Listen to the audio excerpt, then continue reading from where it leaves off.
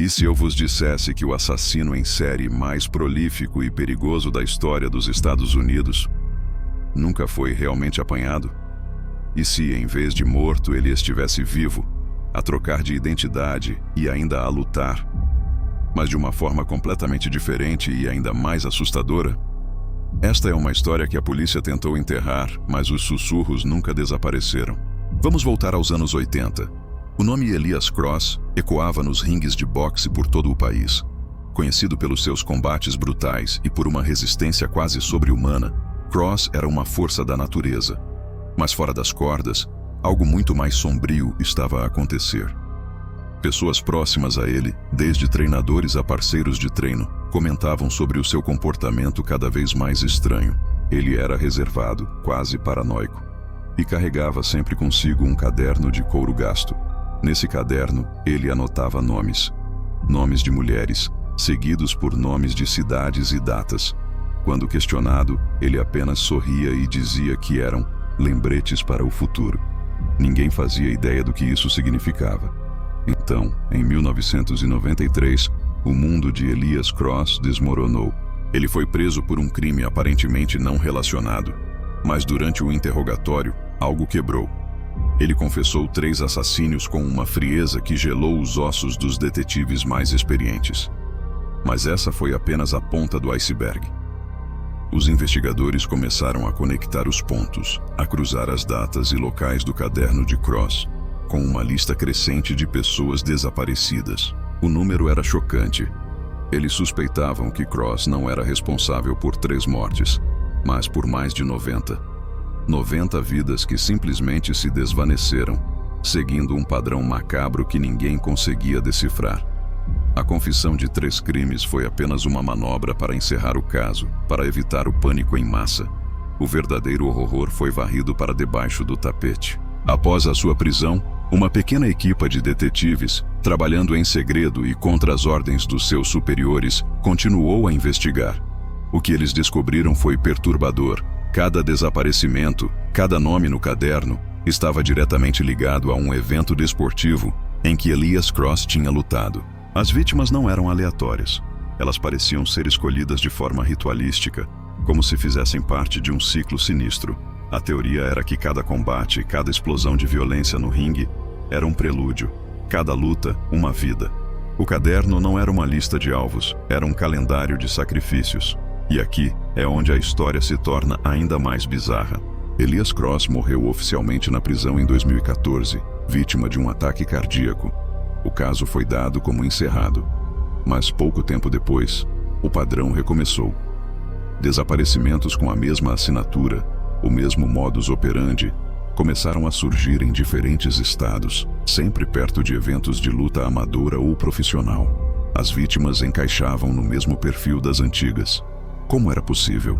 Alguns na comunidade de investigadores acreditam que um seguidor, um copycat, encontrou os diários de Cross e está a continuar o seu trabalho macabro. Outros, no entanto, sussurram uma teoria muito mais assustadora, que Elias Cross nunca morreu, que a sua morte foi forjada para que ele pudesse desaparecer e continuar a sua luta nas sombras. Para entender esta teoria, precisamos de ouvir uma voz do passado. Um antigo treinador de Cross, que hoje vive sob um nome falso e com medo constante, concordou em falar conosco sob condição de anonimato. Ele revelou algo que parece saído de um filme de terror. Segundo ele, Cross não agia sozinho. Ele fazia parte de um círculo fechado, uma espécie de culto de atletas de elite, obcecados com teorias esotéricas e a ideia de transferência de energia vital. Eles acreditavam piamente que ao tirar a vida de outra pessoa num estado de pico de adrenalina, como logo após um combate brutal, poderiam absorver a força vital da vítima, a sua energia, prolongando a sua própria vitalidade e força. Eles viam isso não como assassínio, mas como uma colheita. Parece loucura, certo? Uma fantasia doentia.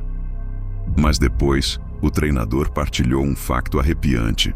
Vários outros lutadores que treinavam com Cross e que supostamente faziam parte deste círculo desapareceram misteriosamente ao longo dos anos. Não se reformaram. Não se mudaram. Simplesmente desapareceram. E quando os detetives dissidentes tentaram investigar, descobriram que os registros de morte de alguns deles tinham sido completamente apagados dos arquivos públicos, como se nunca tivessem existido. Quem teria o poder para fazer algo assim?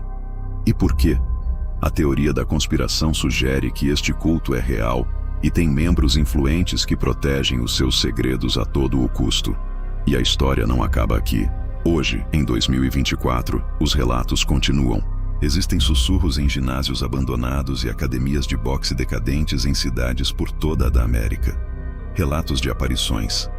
Lutadores jovens e promissores falam de uma figura imponente, um homem enorme coberto por um capuz, que os observa a treinar das sombras.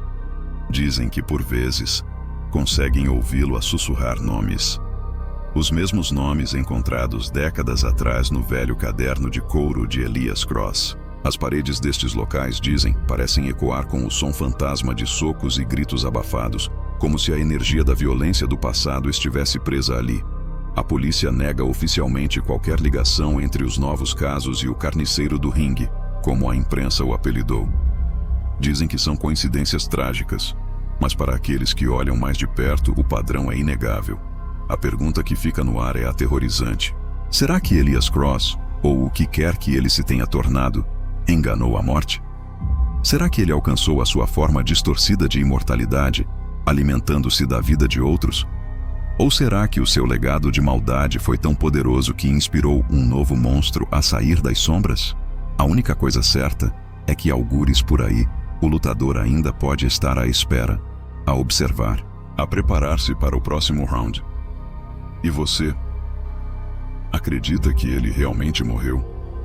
Pense nisso da próxima vez que ouvir o som de um sino a tocar. Obrigado por assistirem a este mergulho profundo num dos mistérios mais sombrios da América.